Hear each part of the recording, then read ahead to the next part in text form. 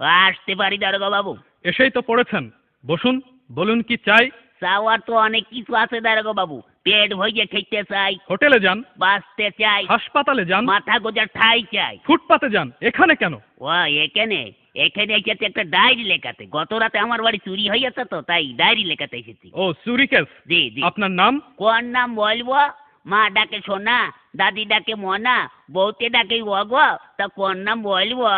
নিজের ভালো নামটাই বলুন। তাই বলুন, ওই হুমায়ুন ফকিরি।